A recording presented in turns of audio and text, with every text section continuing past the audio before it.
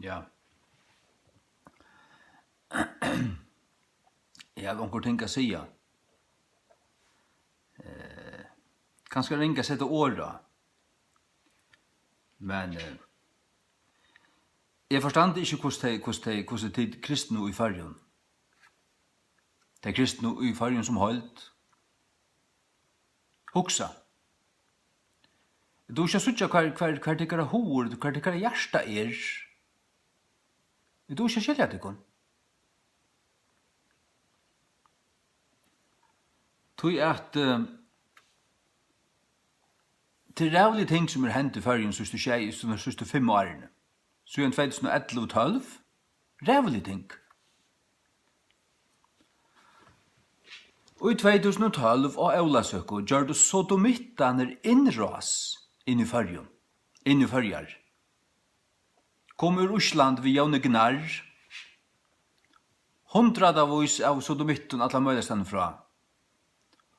Og Eve tog Aulasøkene, og finko borgarstjøren i havn, Høyen Mortensen, at tala fyrir seg, og Karle Johansen, at øysni at tala fyrir seg. Og vi tar en bisp som heter Jekvan Fruriksson, og han vil ikke tåna rundt flagg enn han kommer til å gjøre det. Han er hjertaleser og nossaleser, han er kav høyen. Og jeg har så skjelta der av og avteljande videoen. Og til det som titt av hørst, at landet er hørst, som da det er blevet hukt etter og en, ja, det kommer opp mot 6.000. Her som er kallet der akkurat hva det er. Djevel rente fanar. Du hva det er? Tar standa vid porstrene, tar standa vid slusenar i landet, og tar lova du inn, og tar valsigna det. Og næste løter standa der du smøylast av tinkhusgräsen her og spela kristner.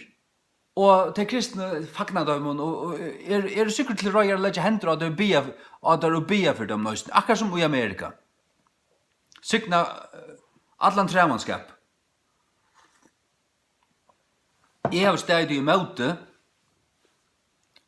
og mengan har vært faktisk så ytler at folk har hildt meg, og heldt meg ganske enn være svekan. Ja, og i tømmeløtten er i rønt faktisk. Altså, ikke svagligere, men øver, ytler.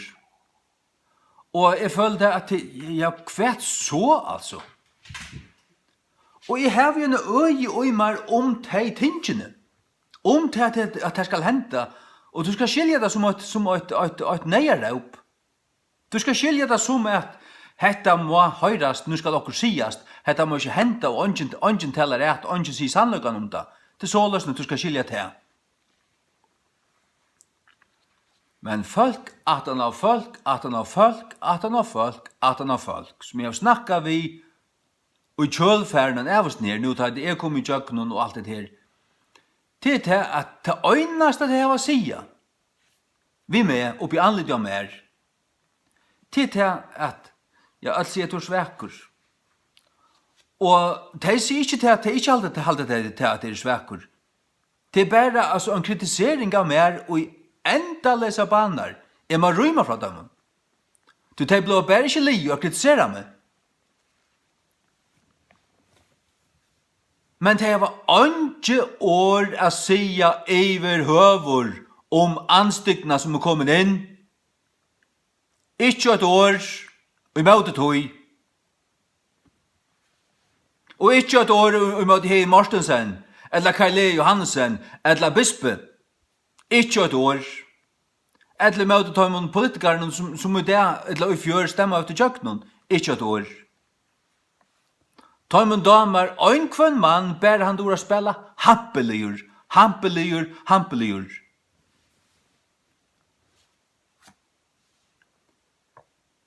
De do ikke suttja til at førjar nu bliva gjørdar til at Sodoma og Gomorra. Laulia, iverarna fra toppen av. Og i 2012 ta kalla jeg Høyen Mortensen og Kai Lea Johansen kallar der for Bera og Birsja. Bera var konkurren Sotomo, og Birsja var konkurren av Gomorro. Ikke hette Bera og Birsja. Høyen Mortensen, han konkurren Sotomo. Han konkurren i havnene. Og Birsja til konkurren i Somorro, og i Gomorro. Det var så Kai Lea Johansen. Og hadde de nekra godstyrskan her, det skulle de nok ha haft. Ja, så hadde de en høvesprest, et eller annet, i sånn satanstempelet. Og til han sjálfur Jekvann Fredriksson, som fer som en atlur til vårt, klappar öllun, og vi bare hava spenne alt saman, men sier ikkje klart, hetta synd. Hetta kommer få avløyngar. Hesun må i avvære møte, ikkje øyna fyr. Ikkje øyna fyr. Og til det som jeg har haft nei om, til det som jeg har tale et. Og det så mykje alvorligt, og i ætloføren og munnen eion, at her, jeg tror ikke hvordan det kan hava nekra grønso for hva man kan sige ta. Jeg kallar der fanar, jeg tar fanar. Fanar. Det hva der jo. Tog der forbanna mot land, og vittløy tikkun, vittløy alt mot folk.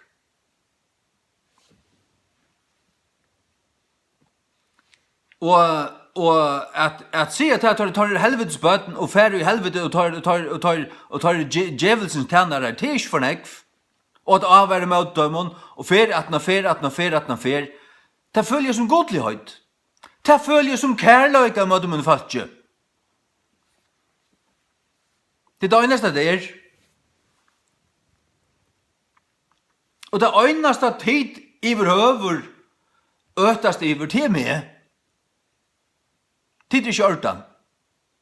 Tid starr blind og andelig deg. Lengs han sånna i.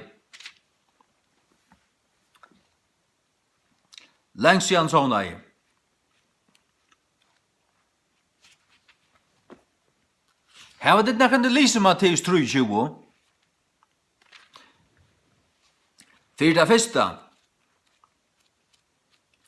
Vrøye kan virkast av Heilige Andan, hva skal du tøy? Til en dimensjon av Heilige Andan som øyder ande øtta herrans. Til dimensjonene kjento lærersvønene og apostlene attor og Jesus, ta han gjør det så en køyrel og rutta i tempelet. Og han var ikke mjukur. Han stod ikke ved krossa med bøynen her og tala i mjukt. Han gjør det så en køyrel og han puska i dør og rektar ut ved køyrelen og koppa i båren til dem. Øste pengene ut, og rek døren ut, rek alt ut.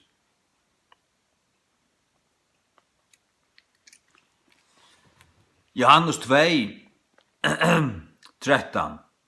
Og omleipet til påskjenar, tja jøten og vær for i hånd, og Jesus var nian til Jerusalem.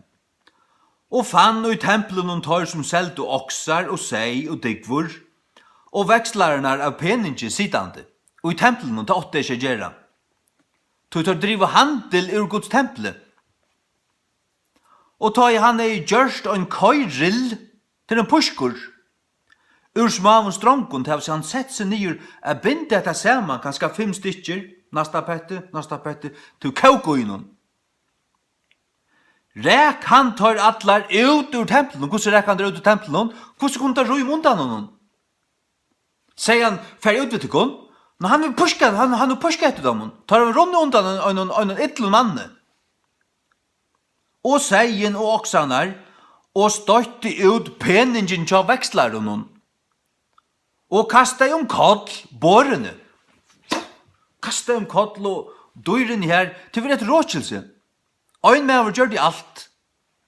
Jesus gjør det da. Og sier vi tar som selv og digvor, tæt jese tingene i hiane, gjer I ikkje hus fægers munns til eit handelskapshus. Og hans lærersvånar myntost at testa og skriva, så citerar där salmanar. Vannläte hus tuns hever äte mig upp. Vannläte höjlavor alvare. Höjlavor alvare. Ikke övergångsaktier, men höjlavor och i alvor. Det kan luknas vi en gåan pappa ta han en avskickliga son som nu attor gjorde det som han väl visste han inte skulle göra, och så teker han och han och rister han och skältar han av. Det kan luknas ut det. Och det kallar det för hatter ut det. Tog det du blind. Det är fullständigt gäld och bort. Det du bliven. Och godleis. Det är ingen allvar utikon. Vannläte hus tunns hever etim jo upp. Jesus var fotler av vannläte fyrir Guds. Hetta skulle ikke standa. Hetta skulle ikke vera. Hetta åtte ikke så vera. Templet skulle ikke spittlast og gjerast til et SMS. Og et handelskapshus. Nå, templet skulle være et bønhus. Og et hus her som det bare tilbøy Herren. Og tar det flott handelskap inn i templet og driver handel ur templen. Rykka oss opp av det. Brei profeta pakk. Så det Saul som var salvar til kong. Og det var det at Amalekitaner hadde tidsi Israel, og det stender Saul at ante herrans kom i han, og øyeliv røye kom i han. Ante herrans kom i han, og øyeliv røye kom i han. La meg finne det. 4 Samuel 11, vers 6. Stender i enske King James, and the Spirit of God came upon Saul when he heard those things, and his anger was greatly kindled.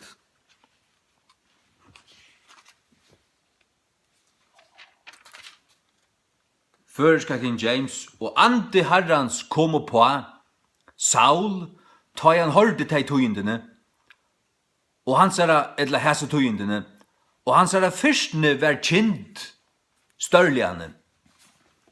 Ante herrans kom på han, og han sa fyrstene kjentest til just det som hendte ved Jesus og i tempelen. Hatt øyder ante øtta herrans, og han kjenner det ikke. Du vet ikke hva det for noe. Det var ångan høylegan olvara neka. Det øynaste som det var høylegan olvara eller vannhøylegan olvara det mammon. Det øynaste som føringen elskar det. Ikke anna. Han elskar ikke god. Han elskar ikke høylaløyga. Han heter ikke anstygt. Han er ikke anstygt for synd. Han er ikke anstygt for sodomie.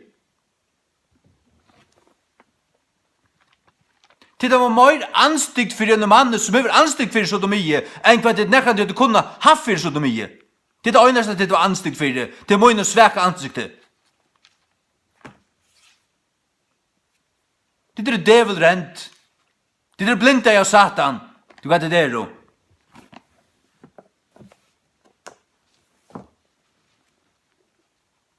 Du sier meg ikke et år. Vi kjører et år fra til kun. Ikke et klov i år.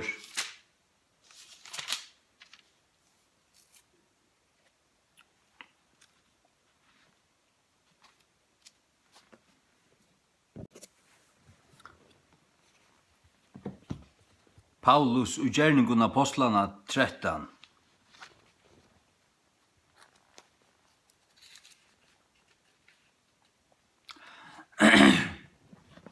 Vers 8. Men ganda kalleren Elimas, tu er såløs navn hansara vid tøying, stau i møte tøymon. Røynandi a snikva borstur landstjøranon fra trunne. Paulus talar for en landstjøra her. Her en ganda kallar som stender under møte. Saulus, som òsni kallar for Paulus, fyltur vi høylaja andanon, Ta sett i eiesunni av han. Fylte vi halgandan skylda. Ta sett i eiesunni av han ikke stuvlig av han. Og sier, og fotlur av allare snifunni og av allare eugjer, tutt djevelsins baden. Tutt djevelsins baden. Han blev fyllt av Hellig Andan, og hver andi det her, at andi øtte Herrans, sami andi som Jesus kjente, sami andi som Saul kjente, ta i andi Herrans kom iver han. Og han kallar en mann for djevelsens baden. Og det kan man ikke si av nekran, til synd hvis man gjør det halda dit. Til ikke synd hvis du er rett. Hvis du hever rett, så er du rett til å si det. Hvis du varst av og sannfører om det, og du hever rett, så synd det du ikke om du sier det. Så jeg kallar Kaile Johansen, Høyen Morstensen og Jekvan Frøyriksson for trutja femnar, vittløyarar, svikaprofetar, djevelsens tænarar, vana hyrar, vana løyarar, og ditten datten. Så har jeg sagt okkur satt, det er det der.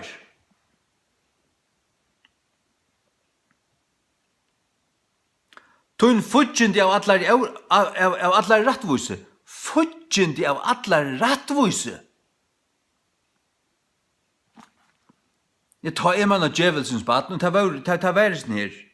Vil du ikke djevast at avskjepla røtte veier Herrans? Og nu, så i hånd Herrans er pjat her. Og du skal være blindur. Oi suttjande saulina og i eit skoi.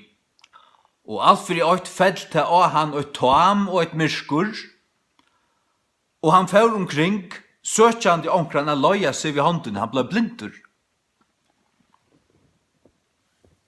Det er det som de bløyva som geng i med striken her, og for å halda viasen her, de bløyva andalia blind. Og det gjør du ønglandrøysene vi all falsk i Sodomo. Mennene kom her og kravde å kjenne seg på ønglandene som kommet inn til Lot, kjenne til å ha kinslige samver og vi. Og tar blinde av der. Så er det ikke stender i Bibelen uten grunn. Altså falskene her, de ble blind og de ble dømt. Og det er det som hender vid tikkon, som halda vias nær, som kører tommelen oppfyrast nær, og stolas nær, og tala vel om hatta, og ikke tala etast nær, men tala etan om mannen som tala etast nær. De blev blind. Tykkara hoar blev myrskjeir. Det som er myrskur, er tykkara hoa, de kunne ikke forstanda. Og til det som er suttje, da jeg hokser om, da jeg sitter i av falken som tikkun. Tykkara favisk da hjärsta er myrskja, som stender i Romerbrevnen 8, 21.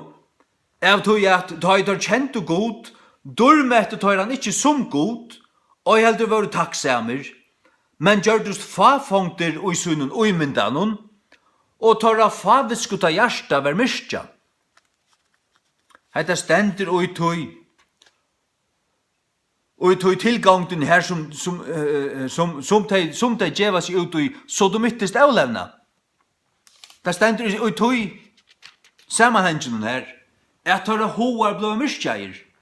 De blå blind, andalega blind, de suttje ikke sannløyga fra lign, de suttje ikke ratt fra rengun, de suttje ikke myrskur fra ljause.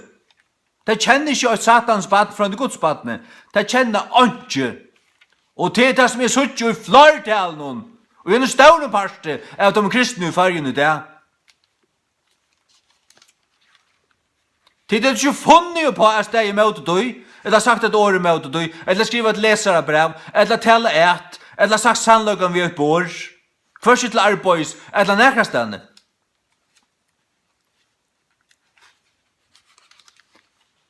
Men det himprast ikke vi svøyna meg ut og kalla meg rævlig år.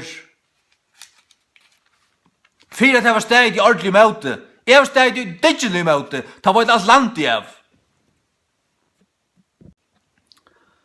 Og i gjerningen av apostlene 8, 8. Her prætika Petur og onker annar her. Og så ein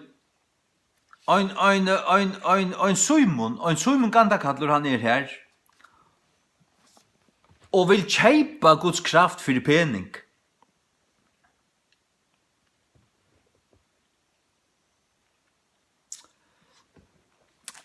Gjerningarna 8 fra 15. Kvarjer tøytøver komner oman til Samario, bau fyrir tøymon at tei måtte møtteka halkandan. Tøy som enn var han fallen og på ongan av tøymon, øynans at tei var døypt i navn i Herrans Jesu. Ta løtt og tør sunnar hendur av tei, og tei møtteka halkandan. Og ta i Simon så at jøgnen anlegging av hånden til apostlen var halvtjanden given, bei han tøym pening. Siande, djeve mer øysten jessa kraft, han vil bare ha seg kraft, han sa akkurat fenomenalt hente her. Wow, ta løtt og hente, 17 år, og så hente akkurat vi som mennesken her, til finne under kraft, den samme kraften som var i tøymon, kom at hei, han var imponeret av oss ned. Han hei stadigvæk et ganda kalla hjärsta. Han ville ha seg kraften for at han kunne imponera folk. Han ville ha det for sin egna ståløyga. Han var ikke rett ventur. Bei han tog pening, sier han det djever mer øysninsa kraft, at av kvann som helst og elegge hendur, han må motteka halkandan. Men Petur sier vi han, peningur tøyn glætist vitt her. Peningur, thy money perish with thee. To perish, det glætast. For God so loved the world that he gave his only begotten Son, that whosoever believeth on him should not perish, but have everlasting life. Skulle ikke glætast, men have evigvarande liv. Peningur tøyn glætist vitt her. Av tog at du har hugsa at gava Guds kan være kjept vid peninge. Han så nek øtast Peter om at det er. Han sa at hetta var ikke rett, hetta var ikke Guds bad.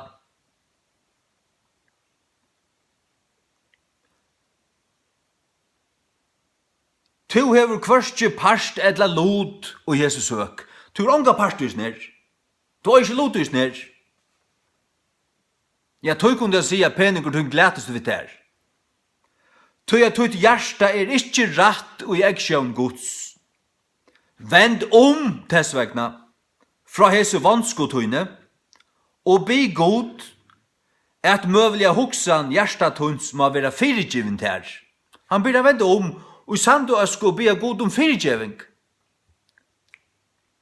Tu at varnest at tu erst ui gadle borstløygans og i fjøtre misgjerarinnar.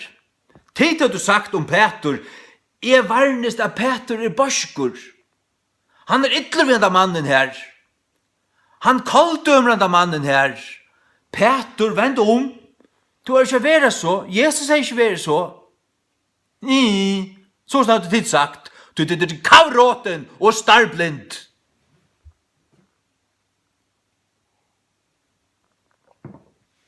Petur var ikke borskur. Det var nesten mæveren her som var borskur. Han var i gadle borskløygans, og i djevelsens makt. Det var Petur ikke. Petur tala ut et rattvust år, godligt år, sannløgs år. Det forstanda de slett ikke, og det vira de slett ikke, det heta dit.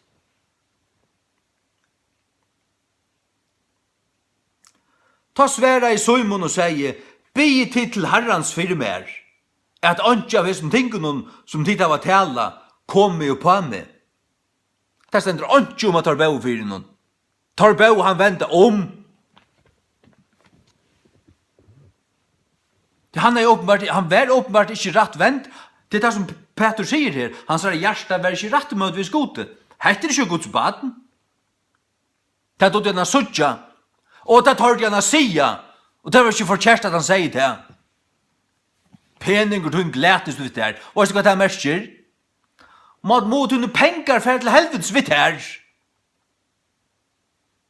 Ja, vil jeg nekka anna, så skulle jeg så dykkelig av en dom. Det er det. Så det tykkara mjuke Jesus, tykkara elskande Jesus. Tid kjenner han ikke. Tid kjenner ikke hans høylaløyga, og tid kjenner heller ikke hans kærløyga. Han ikke som en jævlanissa.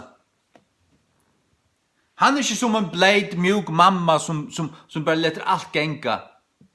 Og leter papan sette bøttene på plass, som hun øysne øyere gjerra. Jesus øysne pape. Han vår fægers hjärsta. Han høtt. Han ikke under. Han iver. Han akkurat høvor.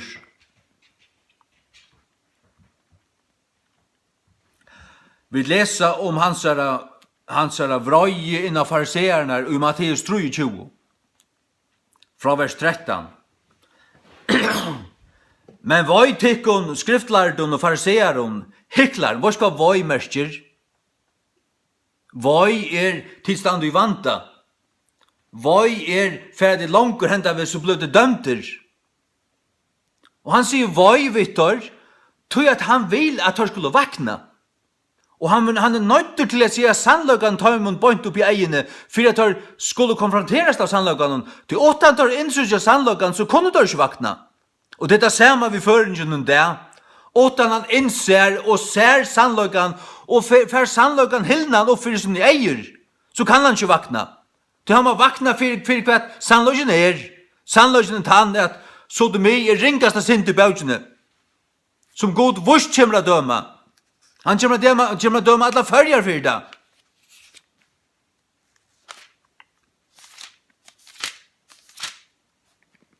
Og tykkere bispor og tykkere prester taler ikke at du.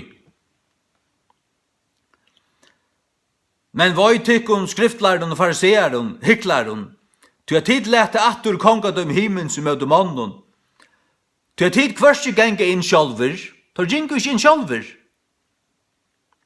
Akkurat som prestene det. Og heldur loiva til tøymon og ferandi inn, færre inn. Voi tykkun skriftlærden og fariseeren, hyklaren, til at tid oi etta husen ikke åntjon, og av kvamsvois halda lenga bøen, tog skulle tid få tess større heldøming.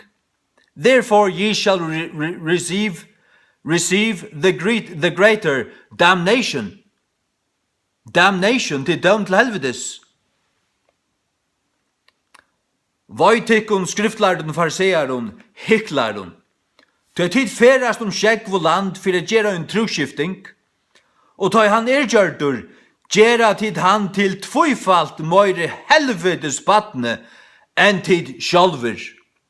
Han kallar der for nokkur helvetes badne, og tar som tar vunno til a fylgja seg og i søgne trygg, tar blivet til tvøyfalt større helvetes badne.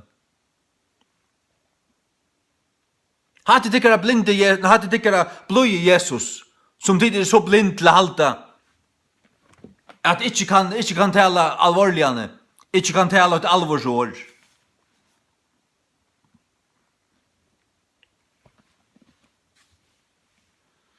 Voi tykkun tykkara blind og veløyarar, som sier, hver som helst du skal sverja vid tempelet til åndsje, men hver som helst du skal sverja vid god til tempelsins, han en skuldnare. Tykkara darar og blindo. Ty kvørst større godle, etla tempelet som halkar godle, sjálvande tempelet. Og hver som helst du skal sverja vid altare til åndsje, men hver som helst du sver vid gavena som i pjatui, han sekur, tykkara darar og blindo. Ty kvørst større gavan etla altare som halkar gavena. Hver så tog skal sverja vi altare, sver vi til, og vi öll ting herra. Og hver så skal sverja vi tempelet, sver vi til, og vi han som bor her ui. Og hver så skal sverja vi tempelet, sver vi til, og vi han som bor her ui. Ja, jeg leser her vers her. Og han skal sverja vi himmen, sver vi hasete gods, og vi han som sitter herra. Vojtikon, skriftlærden og fariseeren, hiklaren, til at tid gjalda tutsjund av mynto og dilt og kumman, og hava utelat hine tingru målsevner lauarinnar, døm, miskun og tryggf. Hesi åtte tid at haft gjørst, og ikkje lat hine etter avgjørt. Tikkara blind og veløyarar, som søyla etter en mutjabita og gløypa en kamele. Vojtikon, skriftlærden og fariseeren, hiklaren, til at tid gjerra røyna utsyna av byggaren og fæten, men innan og det full av peninganorslo og avhegve. Tøyn blinde fariseere, røynsa fyrst det som innan i byggaren og fæten, at utsyna av tøymen må være røyn øysne. Til at det var godstyrskan som røyn og ekta, ta i tvart ønsumadler sammen vi god i øysne, ikkje bare ta i mennesker sutjade. Vojtikon, skriftlærden, fariseeren, hiklaren, til at tid lujir kalkavun grævhusun, som vurst synast vøkur utvarstis, men innan full av deiramannabøynun og av allare eurønsku. Enta såleis øysten synast tid rattvuser i mannen utvarstislia, men innan tid fullir av hikle og misgjer. Vojtikon, skriftlærden, fariseeren, hiklaren, av til at tid bytja grævnar tja profetunum og prøya grævhusene tja tam rattvusu. Og sia, om vi hadde vært oppi av døvum fedravara, hadde vi ikke vært lovtakare vid tøymon og i blaunen av profetunum. Kvarsvegna tid tykken sjálfur vittner, at tid bøtnen i at tøymon og i draupo profetanar. Fytli tid ta opp mate tja fedruntikkara, tikkara høggarmar, tikkara avkom av øyturarmon, kvosso konno tid komast undan heldøming helvedes. Da sier Jesus vi menn bøyn framma fyrir seg. Og Petur sier vi en mann, peningur tung letest vitt her, vi en mann bøyn framma fyrir seg. Og Paulus sier vi en mann bøyn framma fyrir seg, tøyt djevelsens baden.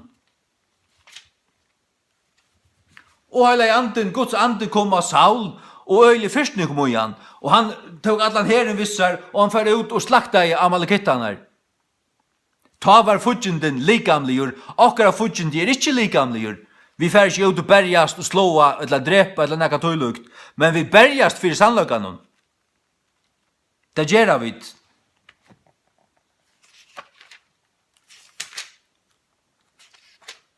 Alvarsamliane. Judasar brev kapittel 8, det er bare en kapittel til vers 3.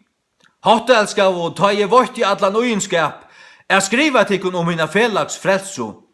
Vær til nei turvelit tjamer skriva tikkun og formena tikkun. Tid skulle du alvar samliane struja fyrir trunne, som var øyna fer finnjen ta min høylavo. Vi skulle alvar samliga strujast fyrir trunne. Verja sannløygan, og halda liggen ute. Kundgjera sannløygan, så han kan standa. Det er det som jeg har rønt å gjørst, og det er det som jeg vil gjøre. Og Jesu navn. Amen. Vi søtter det faktisk negva stedende i Gamla testamentet at andi herrans kommer på. Guds tjenere, Guds menn, andi herrans, det var ytla stat, fudgjenden var fer vi å teka land, eller teka en parst av land, og strui tjekk iver til vårt. Jeg vet at vi leser til i Efesus brev 6 at okkara barde, vi bergest ikke måtte holde i blau, men måtte andun, måtte raven, måtte valden og i himlarumdene. Til okkara barde. La meg lukka lese til først. Efesus 6.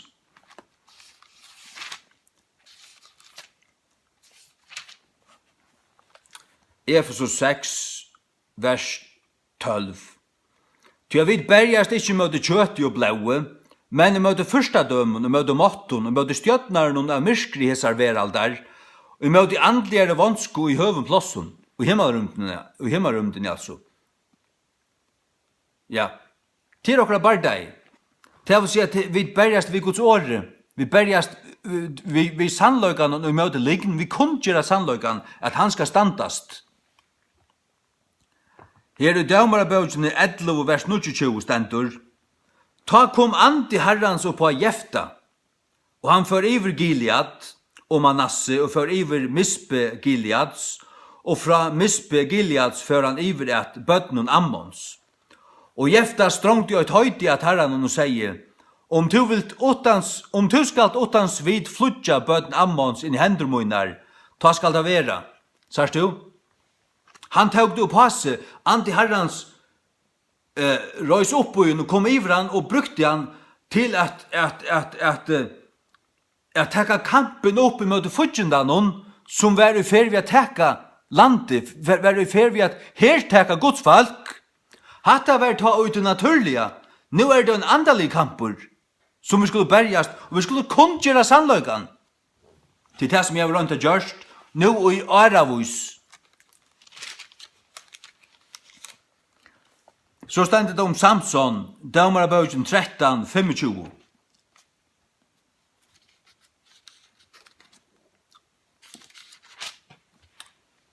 Og ande herrans byrja at edja han til tøyer og leire dans, og i middelen Sora og Eshtaol. Her byrja Samson å veksa til, hans har var vakset ut, og han en rævlig styrke, og ande herrans byrja at edja han, til provokera han, tirra han, øsa han opp, særstu filistaner, her kostar det var ivetid alt landet kjadar, tar rå her landen, øyda vera så, og så byrjar han at røysa seg, andi herrans byrjar røysa seg. Og så leser vi i kapitel 14, vers 6, fra vers 5, og så får Samson, Åman og feir hansara og maur hansara til Timnat, og kom til voingarar Timnats, og så i en ung leiva ulti møti honom. Og andi herrans kom mektian på han, og han skradde hana. Han skradde leivina. Han tog og tjolkan og skradde hana suntur. Som han ville ha skradde og gøydarlamp. Han skradde hana suntur. Og han hei ikke i håndsynet. Men han sier ikke feiersynet eller maursynet hva han hei gjørst. Han finner en evnaturlig kraft fra gode, sagt du. Halleluja. Og kapitel 14, vers 19, og andi herrans kommer på han, altså Samson, og han får åman til Askelon, og vau truja til menn av tøymon. Han slaktar, dreper truja til menn av filistenon. Hvor skal filistaner då? Til palestinensere dævlaner, som florerer i Israel. Jødene skulle bare tidje og rikje atler ut, og sette en for på for å komme inn i torra land. Tar øy i Israel. Jødene røy i Israel.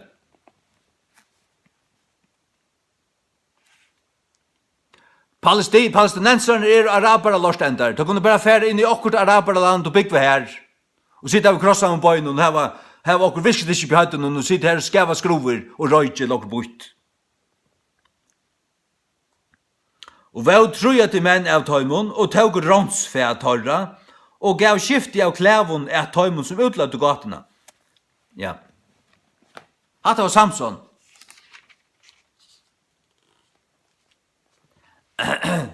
Og i kapittel 15, vers 14, og ta han kom at Lehi, raupa av filistaner i møte honom, og andi herrans kom mektian på han, og bandene som var på armen hansara, gjørd som hørur, som var brendur vid elde, og hansara band lostust utan av hånden hansara, og han fann et nytt kjolkabøyn av en astna, og sette fram håndsuna, og tog til, og var 8000 menn vi tog.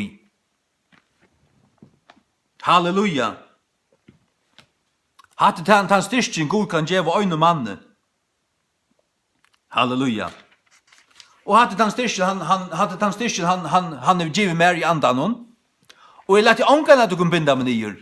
Tid at du gjerne vil bunde med nyer, og givet med iver til fudgendan. Og se med sett han fastan, så som bispor hatta helvetespadne, vil hava med sett han fastan, at han hava avtala. Anne Mette Kristensen. Han sier til at jeg skulle kåres til fangsel. Og bisper vet vel at de bare siterer i Guds ord, og at de les tilfeldigvis et vers her som Jesus sier at han ville drepa bødnene, men til kunne han ikke utlegge fyrtikon til en skjøter tanke med en i havian her.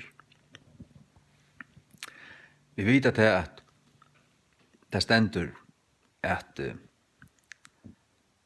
øtte for herren opphav eller byrjan til visdom og til kunnløyga stender øysene. Byrjan til kunnløyga. Og vi som øttast herren, vi synata vi at øttast hans år. At øttast herren, det samme som at elska og varva i hans år, til tess må vi heva det. Og vi heva det. Så vi som øttast herren, til vi som heva hans røyne år. Og vi heva til lyfte at her som vi stand, her byrjar visdomur og kunnløyge.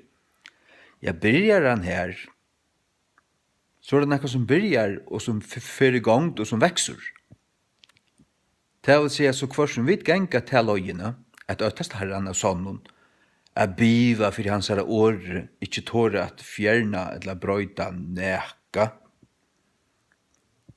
Vi kommer bare blå klaukar og visar. Det kommer til å suttja. Og tid som fra utgangspunkten ikke gjør det, tid standa av Alexandriskun sante. Du har jo så flatt at det Alexandriskun sante, pura flatt. Og det også flatt, det er ikke veldig flattere. Det så flatt at det får fnatt. Og skal jeg her sige at tei greit høyden her, tei skal jeg her sige hava vent seg bort fra det første. Og i tørre flotje og øysene halvdarvinister og dittene datten. Det det. Tor standa egentlig a planta i en darwinistiskun tankasette, og skulle bare ha en bibel, men skulle bare bruke henne så som tor kunne sjølver finna for godt. Tor ikke undergivende god. God brukar ikke tor. Tor vil jeg bruke en bibel for jeg kunne avvirka folk. Det som skulle til å sige til at tor for bare blå byttere. Og det ber òsne vittnesbord, altså, det er nødje sottmalen til dem, altså, det forstand ikke hatta. Og så var det nere babymål, altså, tar av babystøy, altså. Så bytter at det neste at tar blå pura bimmelimmals, fullstendig lost it. Og ikke forstand etter. Og her enda det. Så at hadde måtte fortelle det. Amen. Største måneden i midtelen føreske King James og hinna trutja bibelen i fyrjun. Største måneden. Til han at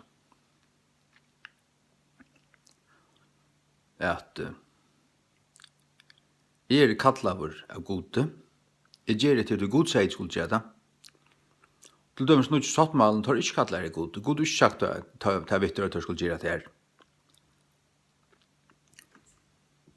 Tar gjøre det så som folk vil hava det. Jeg har spurt god etter hvordan han vil hava det.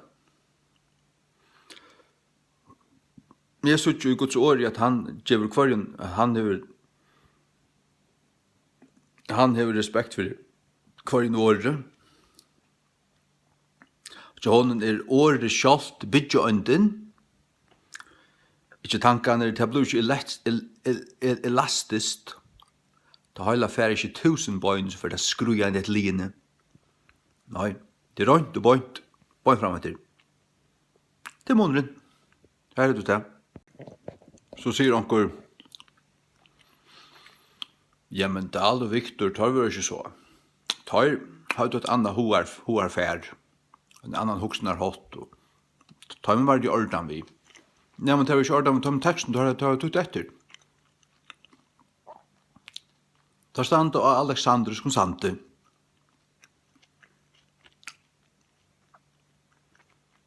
Ja. Tog at alt sammen forganta. Forganta lost. Det det altså.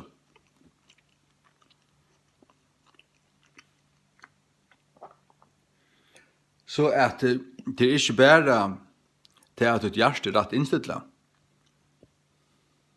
Hva tog du?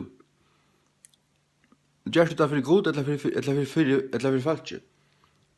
Fra første egnet blir ikke jeg bør jeg. Har det vært fire god som hans arbeidsmøver, hans tjenere.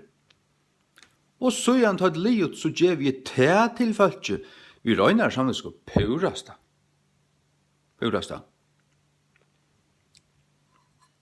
Min efter myndløgje god i himmelen. Ikke under nøkron. Ikke en gang tar jeg i Amerika, tar jeg ikke by med. Jeg har ikke kroner fra tøymen. Jeg har givet tøymen nekvar kroner. Ja.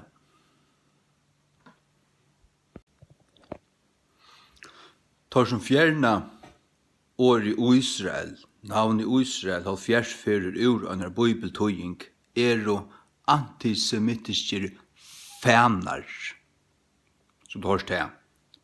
Der skal du vite. Antisemitiske fanar. Skulle nok være danske prester, reppolere signande døvla pakk, ofrelster, vantryggene, tryggvast det så godt. Tryggvast det, en bibel, ja, det kan vi leve for, ja. Israel, nej, det er det så mange som ikke kan tåle, så det må vi neddæmpe lidt. Har du fjerne Egyptaland til fjersferier? Det er ivist jo i. Og det er fanans lorste til sett at det kunne ha og tøye og djeva farge ungdomme. Det kan dævla, det kan orma av komme på befellene.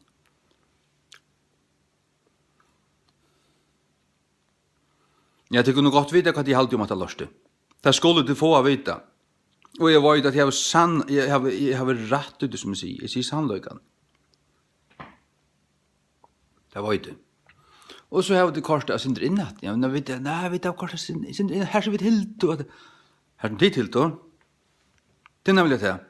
Tid halte at det kunne være eviggodsåret. Tid har sett det kunne å. Er det slett ikke godsåret? Tid har sett det kunne å. Så at lukka mye. Onkel sier vi med, jeg tar bort å skrive fremst, heter ikke Guds fotla år, og ikke kalla det Bibelen. Det har ikke kallat det Nudja Testament, det har kallat det Nudja Sottmalen. Ja, men så, hva gjør man det seg ut til? Det er ikke Guds år. Hva gjør man det seg ut til? Hva er det reklamen om? Hva tåler ikke Guds år? Hva tåler ikke Guds år? Og skulle det hente når jeg ble frelster etter sånn, jeg var sånn her, under sørste tog, hvis det henter, så kom han det til himmels, og så ble det vurst rundt av noen egentlig, her ganger Paulus apostel. Apostel? Hva er det for noe? Kan du smessa det til meg? Smessa meg det, så kan du forstande det.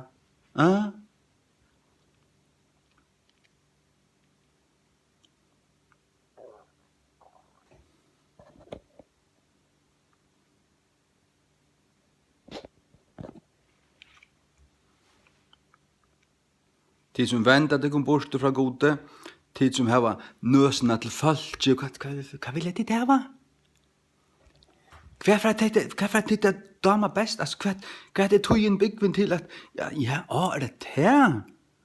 Og så skulle vi sette alt i sving, sette alt i gang, at gjeva det kunne, just det og reformasjonsdelen. Og en pervertering av en pervertera av en tekst. Og en vujere perversjon av en alexanderskar perversjon. Tan teksteren som nästan allar nutøyar bibeltøyngar gjør det etter, Nessel, 28. utgave heraløy, OBS og alt det tvattelig. Det alt det kviler av egyptiskun sante. Det kviler av egyptiskun perversjonen. Tor skulle nok sige seg hava råført vi den bysantiska teksten. Det er bare for jeg kunne sige det. Men tar stand ikke plantar og i tøyratta teksten som Textus Receptus. Det gjør det ikke. Sjalt New King James sier seg til, men vi går fra her og i 1200 støvun og Nya Testamentet. Tøy sier det at New King James akkurat som en marihuana. Det akkurat som du fast her ute, du vil flutte fra til røyna, så börjar du, og så vil du ha sterkare stoffer. Og så først du vujar ut i alt det der sataniska skrample her. Som tid nu vil jeg føre inn i førjar. Jeg kallte om etter alt sammalt. Jeg kallte om hverja alexandriska bibeltøying som en satans bibel. Og det øyraknar begge bibelene som Dale og Victor. Tøy at her jo ikke Guds år.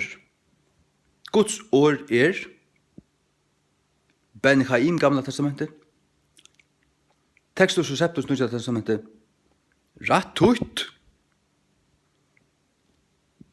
og polera, og funnstidla, samvinskusamlige rønt og bøynt, og det hever du i King James. Tøy hon Bibelen. Vi som stand i King James, vi tar ikke bruk for noen øren. Vi tar det. Og vi tar det godt. Tøy ferie til leinar og til kvivigar i det. Jeg bøyde ut, bobbel opp.